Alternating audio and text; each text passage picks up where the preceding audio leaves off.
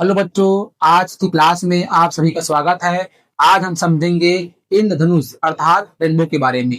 जैसे कि नाम क्या है, इंद्रधनुष। तो जो पानी के देवता जो भगवान इंद्र है, उसी के नाम पर क्या रखा गया है, इंद्रधनुष। अब ये घटना कब घटती है, कब आसमानों में क्या बनता है, रेनबो बनता है। तो देखो, आपने देखा होगा जब कभी बारिश होती है तो बारिश होने के बाद या बारिश के समय वायु में क्या होता है, नमी होता है। नमी मतलब पानी होता है, मतलब पानी की छोटी छोटी बूंदे होती है। और अगर उसी वक्त जब हवा में नमी हो और उसी वक्त सूर्य निकल जाए और तो सूर्य की प्रकाश से ये नमी टकराएगी, मतलब यहाँ पर एक घटना घटित होगी जिससे क्या बनता है, रेनबो बनता है। अब ये जो रेनबो है वो होता है अर्धगोलाकार, मतलब ये पूरा गोल नहीं होता, ये होता है आधा गोल रेनबो, ठीक है ना। अब देखते हैं यहाँ पर दिया गया है कि रेनबो में क्या होता है। विबग्योर, विबग्योर देखो, violet, indigo, blue, green, yellow, orange और रेड, ठीक है ना। तो ये 7 रंगों से मिलकर क्या बनता है, इंद्रधनुष बनता है। तो बैगनी, जामुनी, नीला, हरा, पीला, संतरा और लाल, ठीक है ना। इसको याद करने का तरीका क्या है, विबग्योर।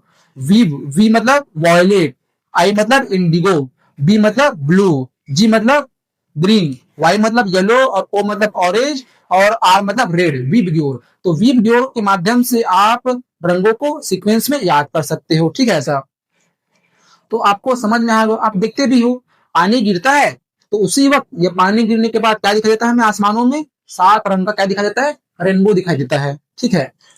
और ये भी कंपलसरी है कि सूर्य का निकलना बहुत जरूरी है। अगर बारिश हो रही है और अगर सूर्य नहीं निकला है तो रेनबो नहीं बनेगा, ठीक है। अब इसके पीछे का विज्ञान क्या है, वहां पर कौन सी घटना घटित होती है पानी के बीच और सूर्य के प्रकाश के बीच, तो देखते हैं। देखो ये सूर्य है, देखो सूर्य से क्या आती है, प्रकाश आती है। कौन सी प्रकाश, श्वेत प्रकाश। श्वेत प्रकाश की वजह से हम चीजों को देख सकते हैं। तो सूर्य से क्या निकल रहा है, श्वेत प्रकाश। मैं यहाँ पर नाम लिख देता हूं, ये है बादल और ये है पानी की बूंदे, ठीक है। ऐसा पानी की बूंदे, और ये है सूर्य।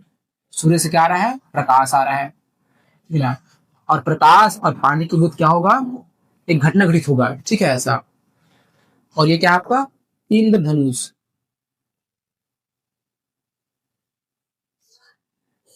ऐसा इंद्रधनुष, ठीक है। अब देखो ये सूर्य है, सूर्य से क्या आ रहा है, श्वेत प्रकाश, श्वेत प्रकाश, ठीक है। जैसे ही सूर्य से श्वेत प्रकाश निकलेगा तो ये प्रकाश हवा से होते हुए पानी की बूंद के अंदर प्रवेश करेगा। मतलब प्रकाश जो हवा से पानी में जा रहा है, मतलब एक माध्यम से दूसरे माध्यम में प्रवेश कर रहा है। और हम जानते हैं जब कोई प्रकाश एक माध्यम से दूसरे माध्यम में जाती है तो वहां पर क्या होता है, प्रकाश का अपवर्तन, रिफ्रैक्शन, ठीक है ना। तो यहाँ पर जब प्रकाश हवा से पानी में जाएगा तो प्रकाश अपने मार्ग से मुड़ जाएगा, उसी को बोलते हैं अपवर्तन या रिफ्लेक्शन, ठीक है। उसके बाद होगा विक्षेपण या डिस्पर्सन। जैसे ही ये प्रकाश, श्वेत प्रकाश पानी की बूंद के अंदर प्रवेश करेगा तो क्या होगा, वहां पर अपवर्तन। साथ ही एक और घटना घटेगा, उसका नाम है विक्षेपण या डिस्पर्सन। मतलब ये जिन रंगों से मिल कर करके ये श्वेत प्रकाश बना है वो सभी रंग अलग अलग हो जाएंगे।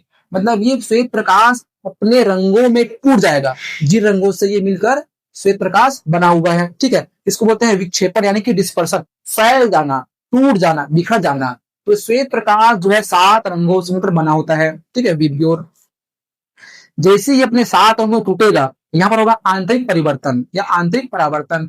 तो ये जो 7 अंक प्रकाश है, ये अंदर ही पानी की बूंद के अंदर क्या होता है, आंतरिक परावर्तन, मतलब मुड़ेगा, मुड़ जाएगा, ठीक है ना। इससे टकराएगा, इससे पानी की स्लेट टकराएगा अंदर ही अंदर, टकराने के बाद ये मुड़ जाएगा और मुड़ेगा तो फिर बाहर निकल जाएगा। और ये जब बाहर निकलेगा तो श्वेत प्रकाश अच्छे से अपने 7 अलग अलग रंगों में विभक्त हो जाएगा और ही हमें इंद्रधनुष रूप में दिखाई देता है, ठीक है सर। अब देखो यहाँ पर कितने रंग है, 7 रंग, और सभी रंगों का अपना अपना महत्व है, ठीक है ना। तो सबसे ऊपर में होता है बैगनी रंग और सबसे नीचे में लाल रंग। अब बैगनी, जामुनी, नीला से क्या जाएगा, लाल हो जाएगा। तो देखो इसका एक सीक्वेंस होता है, किसके बेस पर, तरंग दैर्घ्य, आवृत्ति और ऊर्जा के आधार पर, ठीक है ना। तो जो बैगनी है उसकी जो आवृत्ति और ऊर्जा अधिक होती है इसलिए वो ऊपर होता है, लेकिन तरंग दैर्घ्य सबसे कम होता है किसका, बैगनी का। उसके बाद लाल रंग, इसकी जो ऊर्जा और आवृत्ति कम होती है इसलिए नीचे होता है, लेकिन तरंग दैर्घ्य अधिक होता है। जैसे कि आप देखते हो शाम के वक्त आसमानों में हमें लाल रंग दिखाई देता है, ठीक है ना। तो इसके पीछे कारण है लाल रंग का जो तरंग दैर्घ्य सबसे अधिक होता है, ठीक है। और दिन में दोपहर के वक्त हमें लाल रंग नहीं दिखाई देता, उस समय हमें दिखाई देता है नीला या फिर आसमानी नीला, ठीक है ना। क्योंकि वहां पर सूरज से निकलने वाली जो प्रकाश है उसकी आवृत्ति और ऊर्जा अधिक होती है, लेकिन शाम के वक्त सूरज से निकलने वाला जो प्रकाश है उसकी आवृत्ति और ऊर्जा कम होती है, लेकिन तरंग दैर्घ्य अधिक होता है, ठीक है। तो आई होप आपको समझ में आया होगा तो कैसे ये घटना घटित होती है, ठीक है। धन्यवाद।